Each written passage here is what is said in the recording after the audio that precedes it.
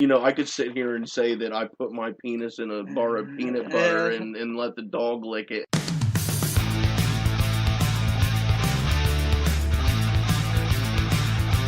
And hello, everybody. Welcome to the Jcast experience. I am Jay Wade. Tonight, got a special episode for you guys. Gonna start a little segment called Tales from Within. Tonight's gonna be the first installment, and I'm gonna be talking with a buddy of mine, Mike, good old friend from junior high and high school. Well, more like high school. We didn't get along in junior high. But he's going to talk to us about his experience and time serving in the United States Army in Iraq. And hello, everybody. Jay Wade here, hanging out with my buddy Mike. This time in his garage as opposed to Drew's, which is how it normally goes. But how you doing, man? I'm doing good. Cool. Anything else to say? No, yeah, thanks for having me. Cool, no problem. I haven't had you yet, though. Yeah. I can see that smile, but nobody else can. I know what it means. You hear that creaking? Yeah. It's my butt. Yeah, I know. Anyway, I'm wanting to do a few episodes and about just people sharing personal experiences in their life, and I'm going to do some later on, but we're going to kick it off with Mike, called Tales from Within is what we're going to call these little segments here. But he's going to talk with us about his time he served in the Army, and he was in Iraq, and has a wife, and I don't know, man. I've known that you were in the military, but we've talked about it a little bit, but I've tried not to ask you too much details about it because I personally think it's rude to ask people for specifics who served in wars, because you never know what happened to someone, and so I've never asked that kind of stuff. But I wanted to start from the beginning, because when you joined, you and I weren't talking at the time. We've had our on off a few times of when we got mad and broke up with each other. Yeah, a few Like at a least. few dozen. I know. I don't know who's broke up with who more, but who cares at this point. But so we weren't talking when you joined, and I mean, what made you join? Because when I heard you join the military, me growing up with you and hanging out with you since 16, dude, I was like, really? What? All right, well, this is what happened, man. So, when I worked at Florida Production Engineering, I was looking to make more money. And Todd Stricker was my supervisor at the time, which he also coached football at Greenville with another guy who worked at Jaffe, one of the top guys at Jaffe, and they were looking for someone to paint. So I went there to make extra money. They ended up offering me a job there, which I took. I worked there for about a year. Hated it, right? I just couldn't stand the hours. Yeah. Just all that. It was just long hours. 14 hours a day, 6 days a week. Just got so wear and tear. But anyways, so I tried to find other jobs, right? It was really hard, real difficult, okay? And this is the time when I started dating Trisha. And at that time, I figured, I'm a religious person too, so I would pray for jobs, man. And the only thing that would keep coming up, and it was weird. I think one day, in my windshield was a recruiter card for the Army, and I felt that, check that out at least, Yeah. So I went to the Marines first. They wouldn't take me because I was too honest. Can you elaborate on that? No. All right. Same thing with the Navy. Air Force, thing about that is that, like we discussed earlier, I was a high school dropout. Okay. It happens. And it doesn't mean you're any less of an intelligent person or anything. I've done well for myself for a GD. So no one can tell me different. Can tell me that. At least not me. But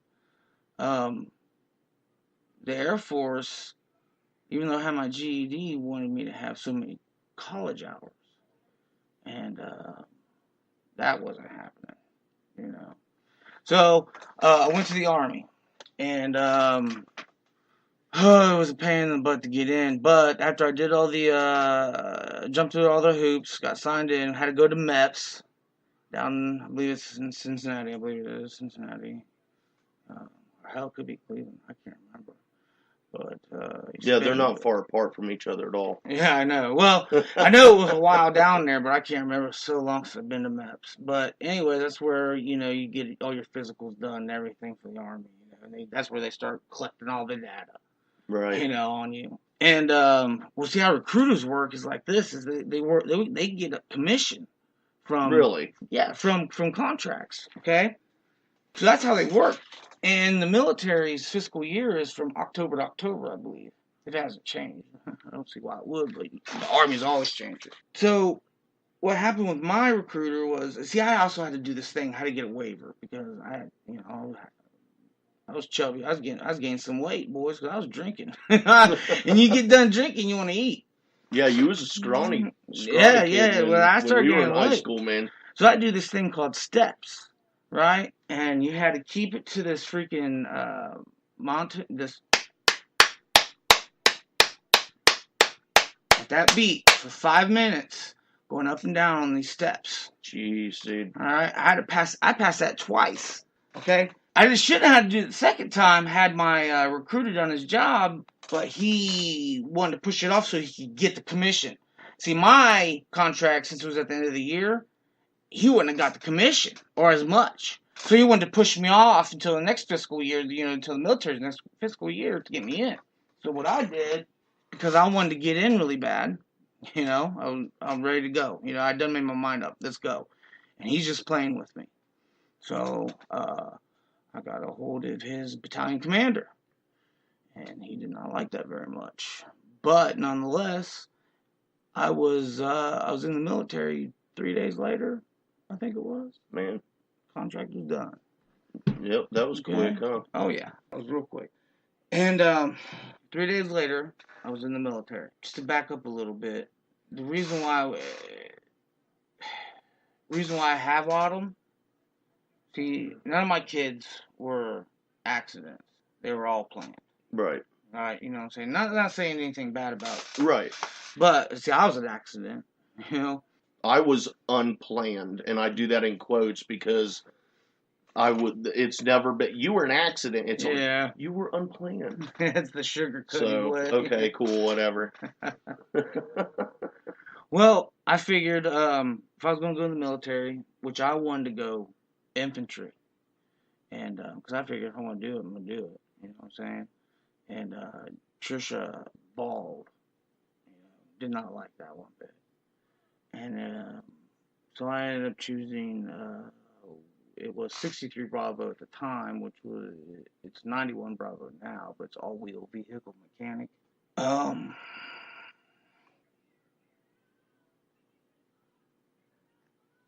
What Mike hasn't realized yet, everybody listening, is that I don't edit, like, as far as splicing things out and stuff, so it's cool. It's cool. Okay. I'll edit some of this, but it's cool.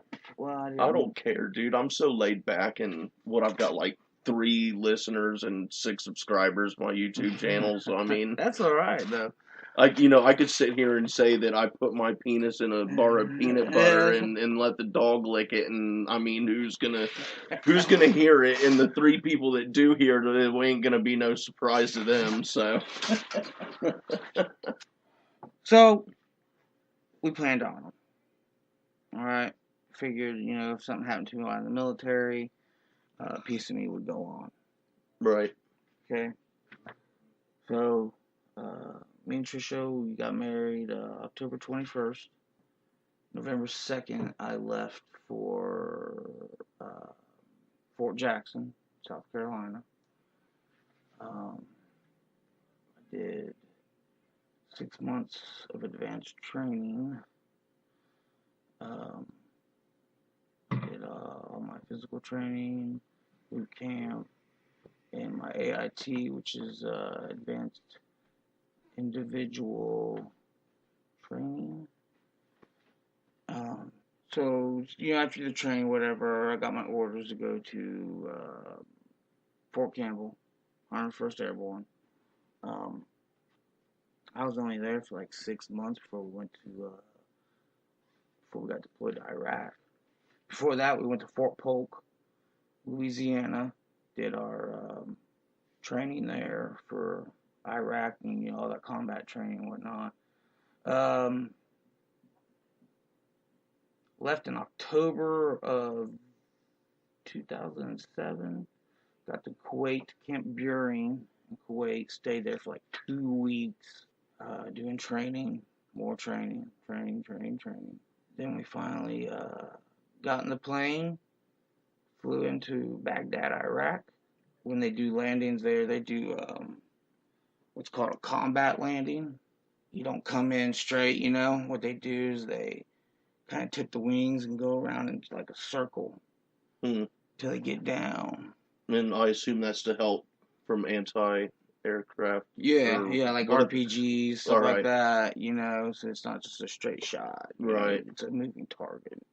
Got there, and then I was in the motor pool for not very long. I got moved to Camp Hernandez, which was a SF compound. What does SF mean? Special Forces. All right.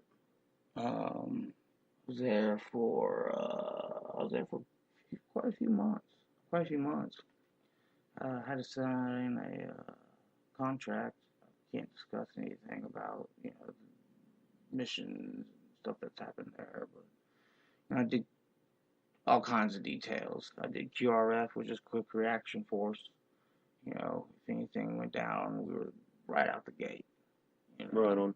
Power duty, all kinds of duties there. Then from there, moved back to the motor pool, which was Camp Liberty, I believe it was. Because I was at Camp Liberty, Camp Stryker, Camp Victory, Camp Hernandez, Area 4. I think that was all the places I went to while I was there. But I was there for like 13 months. Moved all around. What would you like to know? Well, before we, did all this, I asked you if you minded talking about details and stuff, so I don't feel uncomfortable, but I don't know, can you, like, were you ever involved in combat stuff? I mean, I know you've told me sometimes about mortar fire and, that stuff. Did you ever fire your weapon at anyone? Did you ever have anyone shooting directly at you? That kind of stuff. Did you ever go through any of that stuff? Well, as far as like me shooting my weapon at anybody, no. Thank God for that. Yeah. Really. But as far as someone shooting at me, you never know. You know what I'm saying? You never know. Right. You don't know who's looking at you. We've got lots of small arms fire. We've gotten mortared constantly every day, constantly being attacked. Always, you know what I'm saying? Always being alert. What about, tell me about a couple times of the mortar fire, because I know a couple of times you took some mortar fire once in barracks and once in the under a Humvee or something. You jumped under with a buddy, I think you told me. Yeah, well, there's one time we was in the motor pool, and the motor pool wasn't very far from the barriers that kept us separated, and it was me and someone else, and started hearing, explosions. Well, some got real close, so we even saw the rocks come flying by, man. And we had a fully up armored Humvee on 4 jack stands, no tires. And somebody went to jump under it, and I thought it'd be best that we jumped in it instead of being under it, because Jack could crush you. If it came tipping off of those jacks. It's a heavy piece of metal. Those Humvees, man, with all that armor. And so we got in it, there was no more explosions. Cause I mean, Yeah, you're we not had gonna no move, weapon. dude. Well, we had no weapons Oh on shit. us. You know, we were in our Oh, your overalls. yeah, we were in our overalls, man. Jeez, You dude. know, we had no our weapons were across the way. You know, in a freaking Iraq. In Iraq, in Iraq. Yeah, yeah, in Iraq, son. Then there was another time. Let's see. There was another time we were sleeping in our hooches. All right, this is the one I like. This is the one I laugh my ass off. Yeah, this is funny though. There was one time we were, middle of the night, sleeping in our hooch, and started receiving mortar fire. Real close, too. Real close. And the other guy that was in the hooch with me woke up in his tidy whities, you know. Not boxers, tidy whities. Yeah, just tidy Oh my whities, man. gosh. And he was freaking out. You know, Tidor, what do we do, Tidor? You know, it's so close, and I think he grabbed his weapon and went to go outside, and his tidy whities and just his weapon. You know, No like he was, shoes even? yeah, like you. No, I think he had sandals on. Oh my gosh. I mean, at least it's something, but you know, come I told him just to go back to sleep. right. Go back to your bed, lay down, man. Because that's what I did. I just went back to sleep. You know, I laid there until it all stopped, went back to sleep. Yeah. You There ain't know? nothing you can do about it anyway. Yeah, you know, I mean, just lay there. Yeah. Because there's been stories where mortars have come through the hooches, man. Oh, I'm Oh, sure, yeah. dude. Well, what was this? If one of those moments weren't it, what was the scariest moment? I don't know. I mean, a lot of times I mean, you're gonna be. I guess you're gonna feel that because you're there, anyways, because it's conflict. But I never really, you know, because I knew, I knew who had my back, you know. Right. So I mean, I wasn't, you know, I was never by myself. I always had a bunch of them. There's always a bunch of us, you know. So I mean, you know, it's true what they say. It's safety in numbers, I guess. Right. You know. But there was nothing specific that ever happened that just made you just scared We've had, crapless, or no, I mean, we had one guy kill himself, you know, turn his weapon on him, put it right in his mouth, came out the side of his head. 6 hours later, he died. I believe that's what they said. 6 hours later, he died. But we've had people lock themselves in their hooches, you know, because they didn't want to do no more, you right. know. Now, how do they deal with when someone locks himself in their hooch like that, and they don't when they finally do get them out? Because I mean, they're not going to just go away and let them stay in there. So when they do get them out, I mean, I'm sure they aren't like cruel to them because they understand that they've had it, man. You know. But how do they deal with that? Do they end up sidelining them and then throwing them back in the mix, or do they end up cycling them out so that they're not in those situations that puts them in that state of mind anymore? It depends. You know, I guess it depends on the soldier and uh, his commanding officers as far as his command, you know, structure command went or whatever. But as far as like, you know, if he wanted to stay in it, you know, he, you know, could work something out with maybe, you know, the psychiatrist, the you know, your battalion commanders and stuff like that, you know. But in his case, he went home. Man, You know, yeah, he went home. it's rough, dude.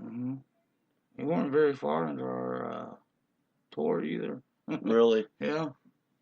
No, and I'm not, and we're not name dropping anything, and I'm not speaking to his character whatsoever, but I'm just curious, in your opinion, do you think it being so soon in, do you think it was because he, I don't know how to put it, because I mean, I've got not mental issues, but like, sometimes I don't think right, you know, my mind gets Well, you confused and crazy and a definitely little hectic. I mean, you don't was want he like somebody out that there with before? you. No, not that Or I know of. was it due to experiences from being over there that induced that? You know what I mean? I think it was that. It was Right being on. over there, and I think he just got a. I think he bit off more than he could chew. It can get somebody that fast, huh? Oh yeah, man. We had this one guy in boot camp. Okay, and we're going around getting our shots and stuff. Getting all the shots and whatnot. And there's this one guy afraid of needles. Didn't want any. Okay, didn't want to be. Didn't. It gets worse. Okay. So when they get to the point where they say they're going to assign us weapons. Okay. This guy freaks out. What?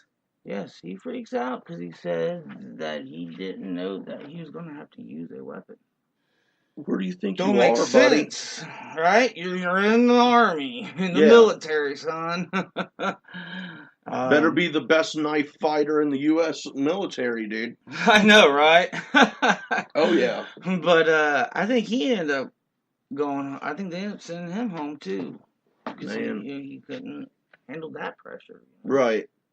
Well, I mean, that's fine if you have a specialty and you go and you talk to recruiting and say, I'm a computer IT technician or Yeah. whatever. I think that's what he was expecting. Yeah, but I mean, you've got to have that specialty to be able to just go in and join knowing you'll get to that. You know what I mean? That's what you sign up for is going to be your primary MOS. Right.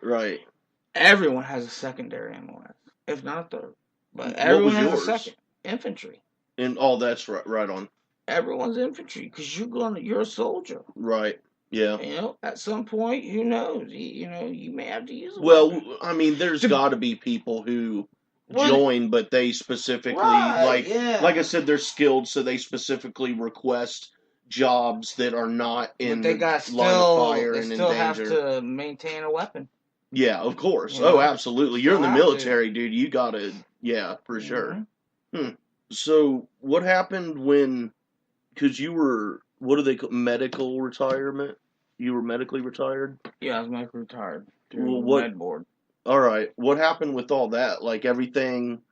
I mean, I don't want to use the words it was going smooth or anything like that. You were in a freaking war, but everything's going the way it's going. And then what happened to bring up all that? The injury? Yeah. What is the injury specifically? Oh, it's too much. I have what's called CRPS, CRIPS, complex regional pain syndrome, in my ankles and feet, now my shoulders, tendonitis, arthritis, osteoarthritis, tarsal tunnel, plantar fasciitis in my ankles. That's just name off a few. And all of those, except for one, was caused by one of those, right? Your ankles is what caused all the rest of that. Is that right? Well, when I got hurt because of a dumb first sergeant. He was an acting first sergeant. He was not a first sergeant. He was a sergeant first class. He was never a master sergeant. Should have never been a first sergeant. Okay. Anyways, we were in these big half sphere like bunkers. Okay, in Kuwait. Okay, out in the sand. And some detail came down. I was in the middle of changing. Okay, I didn't hear him, nor was I even dressed. And I guess nobody jumped up to go do the detail, so he told everybody outside. So he started smoking us. Smoking means discipline. You're being punished. All right. Okay, by exercise, physical exercises and stuff. Brilliant way to, especially when you're going to Baghdad. Yeah. Which screwed me. So it was nighttime, low visibility, and he wanted us to do these long sprints. So I was about it, I was a high speed soldier, I wanted the full experience, man. I just didn't care for a lot of people. Some of those people really killed my drive.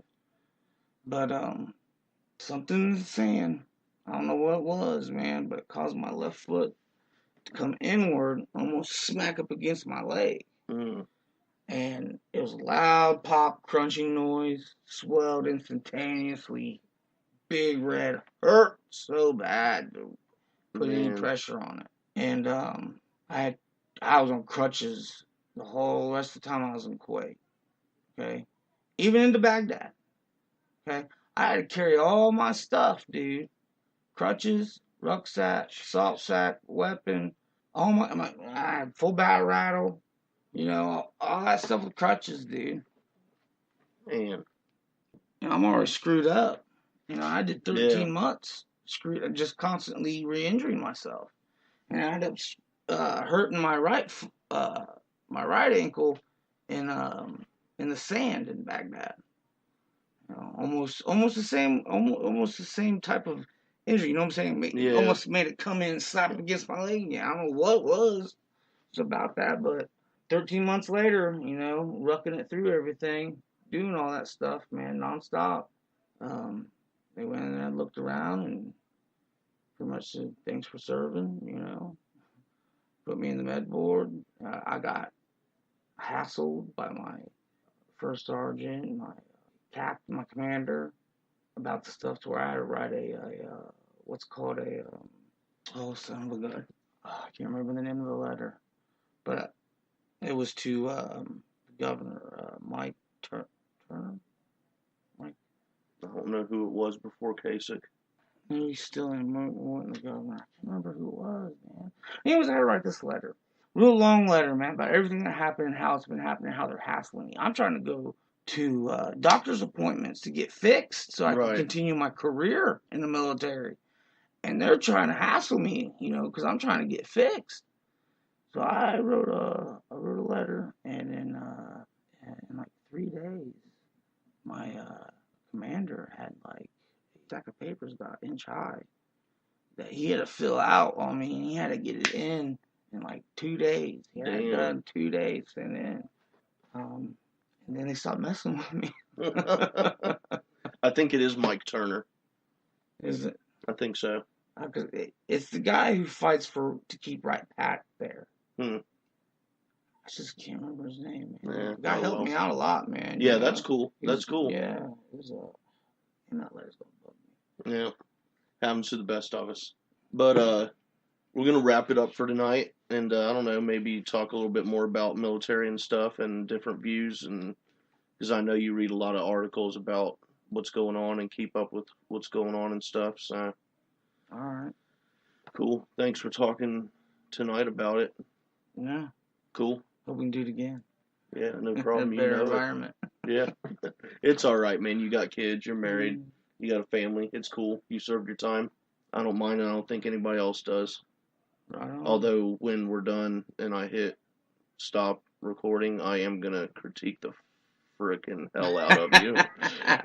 Not as much for me Yeah. because I was cringing most of the time at things you were doing to make noise, but more for if you record anything on your own, then you'll be able to think about that and not do that when you're recording your own Oh stuff. yeah.